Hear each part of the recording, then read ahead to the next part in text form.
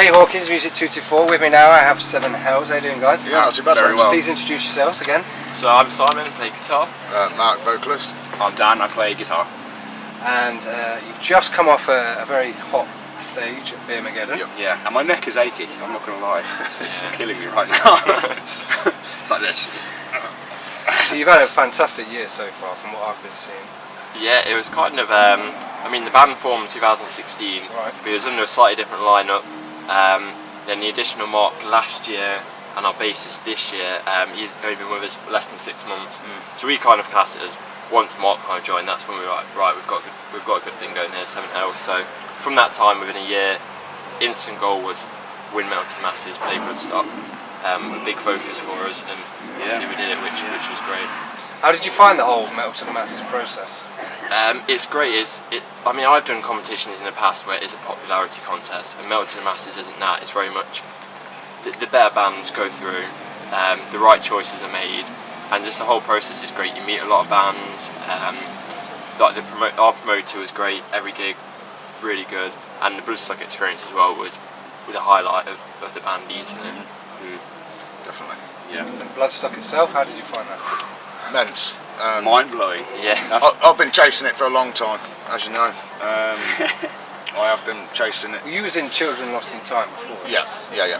So how did you find these guys? How did these guys find you?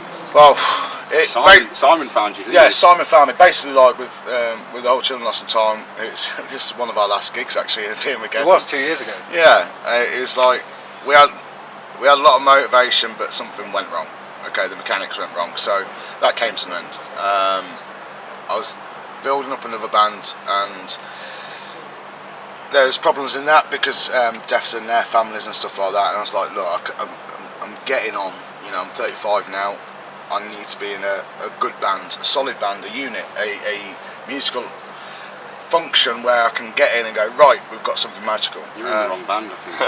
Yeah, I think so. Yeah. he found some youngsters to make himself. I posted up on join my band, and Simon digged me out and he was like, oh, come and check us out. So they were in Metal to the Masses the year before, got to semi-finals and didn't go any further, but they still got offered to play at Uprising.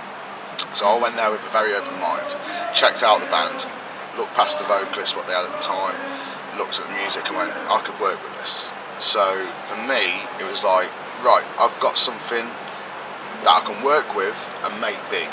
So with the networking that I've built up for years as well, with these musical idiots, Maestros maestros, and that it was something what we could work on. We've got something very, very, very special at the moment. So You can see that. I saw your Uprising To Montfort Hall. at de Montfort Hall. I didn't do any of the Metal to the Masses because he was in Coventry. no, Leicester Leicester. way. Yeah. So I didn't do any of the Metal to the Masses, but I saw your Uprising and I could see you had something there. But I'm interested to know, has Mark brought something that you were lacking or something that you didn't even know existed? Or I think I struggled for a long time. There's an instant click with there's me and Dan, our drummer Chris. We met and it was instant click there, and it was the search for the vocalist. It was tough, and we kind of settled for a second best vocalist. Who sat right next to me. No, but you know, and then when the opportunity with Mark came along, it was right. We've got a front man. We've got someone he knows kind of the industry, networking, all that side of stuff. Yeah. And vocally, he can deliver as well. And it was just, it just worked. So They were lost sheep, and they needed a shepherd. Because the thing is that the music was there, but they didn't know which direction to go. So the original vocalist had no direction. He had no ambition. He had an idea of how to deliver his lyrics, if he had any. And it was like, right, guys, what do you want? What do you want from this band? What direction do you want to go with this? Let's focus on something. Let's give ourselves like a bit of a backbone. These had all the internal organs that just needed a backbone, somebody strong to carry all that forward. And I think, really, I've done that for them, and they've done that for me as well. It's a two-way street. Without them, there's no me. Without me, there's no them. We all need each other. We need each other. That's the beauty of a band, that isn't way. it? And if that works, and that gel is there, then the world's your oyster, really. Yeah, I think on a personal level as well, it's rare. Just 5 strangers, we get along so well. That's we it. become like It's great crazy. friends with all of them, and even crazier, all of our girlfriends are like best. No, they get on great. Alcoholics, what you're on about. They're loving it. They all get along so great, which is nice as well, because it's a proper family unit now. It's kind of, it's more than just a band. But we have our own time, which is a key thing. The thing is, we can all go home and do our own thing. We're not living in each other's pockets. We're not bickering or anything like that. We do our own thing. It's like a second job. This is a second job now, and to be honest, the goal is to make it a primary job, and it will become a primary job over time, because we'll work so hard with what we're doing. We'll make sure this will become our primary job. Don't know how long it'll be, but we'll make it. At the moment, we view ourselves as a work in progress. It's not the finished product. Like, even after playing that, it was right. We've learned from this. We can do this. We can do this. And we're always constantly looking to just improve. It's which not I great. think is good. It's not great, that's what it is. Well, like I say, I mean, you've had a fantastic year this year. Winning Wet Out to the Masses, playing Bloodstock, which was probably your highlight, Massive. and highlight of your life. For sure. And, I mean, how familiar were you two of Bloodstock's existence prior to this? I went last year for the weekend, because I've been downloading like multiple times before, but I went Bloodstock and instantly I loved it. So going last Completely year, different festival, yeah, isn't it? it just, the vibe is great. Everyone there is great. And after going last year, it was like, right, we've got to play this next year. Like, to be part of it is great. So I'm more of a download goer myself. I've probably been download 8, 9, 10 times, something like that. But I've got a load of friends who've been Bloodstock before, and they said how good it was. I didn't think anything of it, but since going, it is awesome. I love it. I'll definitely go back. Yeah, I think every member after playing this year is now a lifelong. We'll go Bloodstock every year. Yeah, Come and sing it's with us. quality. 8 years I've been going.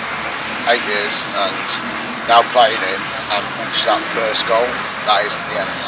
That's given us more drive to get to the next stage and more drive to get onto the final main stage. That's what we're aiming for. So what do you think you've got to do for next year's summer festival? Where would you like to be playing next year? Well, first we've got Are you going to stay HRH. domestic? You're going to stay domestic for the time being, or are you going to try and branch out?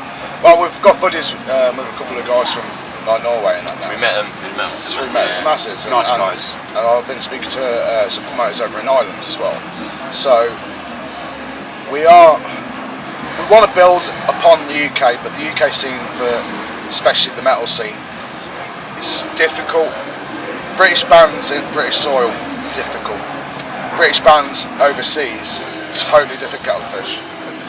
They just the get finance it. and the logistics. Yeah, the British public will rather see an American band or a European band than a British band, and it's because Vice versa. And vice versa. That's exactly it. You look at Bring Me the Horizon in the States; they're massive. Over here, everybody's filling up bottles and throwing them at them with piss. But I think that was a few years ago, Mark. No, they still do. They Yeah. still do, and it's like it's really weird that. That's how the music industry is. It's like your own soil. They don't give a fuck, but they do. Don't get me wrong. We're building a fan base and we're slowly I think progressing. So Bloodstock's different as well. Bloodstock is obviously does support that, and Bloodstock's a big pusher of the English bands and that. Other festivals probably not as much, but Bloodstock was one where we felt like they are really trying to build on the scene and push that. So that, yeah, but I think Bloodstock's definitely Bloodstock's out the promoters of exclusion. the UK, and because they've got the promoters working hard to get as many punters in there with good bands and producing good music, that then people come to these Metal to the Masses heats and go, actually, there's actually a good scene. I'll come like once every other month, or once a month, or once every week. So I think it is getting stronger this time round. From especially like the last band, I've seen a big difference in the scene anyway. The mentality is different, completely different, which is great. It's good. It's amazing that Bloodstock give bands like us this opportunity. Do you know what I mean? Like, we're just blessed to have played Bloodstock. Did you have a big crowd? We did. Virtually full 10. And we were clashing with Bloodbath, which before we kind of thought, right, there's going to be a lot of people watching them, but it didn't bother us. And we thought, there's 10 people there, we're still going to love it. Yeah, but it was a full 10, which I think that kind of took us all back. Because we thought, Yeah, but the thing really is, cool two 10. different genres. That's the beauty about Bloodstock. They think about which bands are playing when, and it's like, right, okay, we'll cater for this, we'll cater for that, and make it all fair between the 4 stages, really. So Before I rudely cut you off, you said you're going to be playing HRH yes, Metal Metal in February. in February. Which headline? Yeah. We're on. I don't think we're not allowed to say. Sorry, we're not allowed to say. No, they haven't done the days yet. But yeah, main attraction is definitely Decapitated. I'm looking forward to the Lost Society personally, Yeah, but I enjoyed Decapitated. So that's another present from winning Melting Masters. Yeah. You know, there's going to be things in the pipeline. We are working on networking a bit more. We're still. Well, I'll say this band is a year old. I don't think you could network anymore, man. Yeah. I think you're right. Guess what? He knows everyone, We doesn't want he? him to annoy everyone on social media. We don't have to. Like Bloodstock, we finished our set at 3:30. I didn't get to the tent and have a proper drink until 11:30. He's not lying as well. He's not lying. I know Mark. Yeah. And Everyone- sympathy for his Mrs. Mel. I had blisters, man. She's like, puts where up is with he? a lot, doesn't she? She does. Yeah, she does. And you know, She keeps you sane, I think, though, doesn't she? to a certain point. To a certain point, it's good. But no, we've got good things. The big push now is the Dave first album is building on this EP, which has gone down well, but just making it just so much better. And It's a little taster in it. Little taste before Yeah, the main course. it's like, here you go. We need to get an EP out to get recognised a bit better and get us booked. Some from to give before they go invest. Yeah. So we've got to invest before other people invest. You've got to make yourself look like a professional band. Yeah. You've got the banners, you've got, assuming the website, the Facebook page, you keep all that. The website up to will be date. something what we'll probably do by the end of the year. At the moment, we've just done our. We're going to sort out Bandcamp over this weekend, and we're sorting out to go on all the other platforms with the EP as well. On the simple fact that we need to hit all that digital side. Yeah. We have got it on SoundCloud. We've got physical copies as well now. So like we're doing it as professional as we can. We're trying to create. We're looking at it as a brand as well of just Yes. instant recognisable. That's the Seven Hells thing, but there's this theme to it, which across social media we've got that theme at the moment, and we'll build on that definitely. You've certainly got a distinctive sound. It would be criminal if you didn't continue that with your franchise. Definitely, yeah. And that is, that represents you. Not only does the music, but also that other side of it. Yeah. But I mean, have you got? Do you think it's important that I was having a conversation with someone recently? Do you think it's important to have the music video that can be embedded into websites? We have a share music with video promoters and we did on a budget. organisers. We did a budget video due to the fact that we wanted to, one, get something out there, two, go against the grain about what everybody else is doing at the time, because a lot of music videos at the moment is just based around the band playing in a rehearsal room and that's it. We put a bit of thought up into the whole video what we've released, which is Resist. It is flying around and people are taking interest in it, which is great. The next one is going pro. We're paying into it. We're going to get the pro shot. We're going to get the storyboard sorted. We're going to get so that people can watch the video and go, that tells a story. That's a fucking brand. That is what I want to buy into. We want the And that's what quality it of is. everything to be the highest level. We want good live show quality. We've got our EPs, great quality. We want the music videos to match that as well. Yeah. And just keep stepping it up every Yeah. time. But the thing is, we don't want to go have everything at pro. We've paid thousands and thousands of pounds from the beginning because we have to do that every time. Yeah. We've got something to actually do the stepping stones. Evil Scarecrow, prime example. It's taken them a long time, but Took them a long time. But the thing is, if you look at from Robotron all the way to the newest videos, you can see where budget, money, but they've done the stepping stones of it, and that's the way to do it. Yeah. You can't just go in pro. Because if you go, we could easily go and go 10 grand, bank, there you go. That's the album done and loads of videos and PR and that. What's it going to get you? If they don't know you, it doesn't matter how much money you chuck at it, but you've got to put some money into it. You've got to put a bit of pride into your work. So these bedroom recordings and stuff like that, they're great for demos, but it's not an end product. We wanted a product, so we went studio, mixed and mastered, boom, there you go. You've got something pro. On that level first. Next thing is the videos. Next thing is, Who did you work with for your? worked with Simon Gimley did the recordings for us at CM Studios, and we also got Neil Hudson from Initiate Audio mixed and Media. mastered He it. mixed and mastered. also who's in Who did a great job. Chrysler. Yeah, he's Chrysler. Are these two guys that you'd work with again? probably. Definitely. Yeah. Yeah, at the end of the day, I want to keep it like home soil. Yeah. I want it like Local. local and networking. Like we had Will Tudor do our photos, which won from Metal to the Masses. We had Charlie, my mate, do the photos prior. And these are like really keeping it click and close. The reason, because I want to make, if we're growing, I want people around us growing. Will Tudor doesn't need us helping grow, but I want to use him because he's very good at what he does. Yeah. You know? Even artwork was a friend of mine from scratch. He drew this artwork that is different. I mean, when we were looking at kind of the Bloodstock merch stand, it was quite recognisable. It might not be everyone's cup of tea, but there's a lot of colour in there. It's a cool design, it's a cool concept, and even the artwork, instead of going to the go-to person everyone else goes to, it was let's just get something drawn up from scratch, a whole new thing, and people are kind of saying that's really cool. It fits the theme of your band. So what's your immediate timeline then? Next 12 months? 12 months. Album mostly. Yeah, album and tour. next 3-4 Debut months. album. Yeah, Debut next 3-4 album. months. Debut we album demo, and tour. That's the two big things. Yeah. We'll fill in with dates. Keep growing. Keep growing. We'll fill in with dates to play gigs and get our name around. And, you know, more we're all over the map, the better. But then when the album comes out, boom, tour. And we're Minimum going to 15 be days. Are you in the middle of writing that at the minute? Yes. Yeah, I mean, if you look at the EP which has just come out, but all the songs from that were written a year and a half, maybe 2 years ago. It's kind of the old material, but they're good songs. But since then we've wrote so much, and now we've got to kind of go through all the new stuff. Is it a collaborative effort or primarily down to Mark? Or? No. It's not. I don't write shit apart from lyrics. Basically, That's these what two. you need for a song, though, isn't it? Yeah, exactly. It starts with a riff, doesn't it? It starts with a riff. Starts with a riff for them. Simon will come up with a riff, or I'll come up with a riff. I'll show this guy.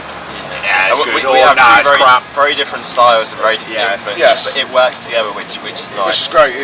They are like polar opposites. Yeah, But, but bring it comes together. It just So what's marries. your influence?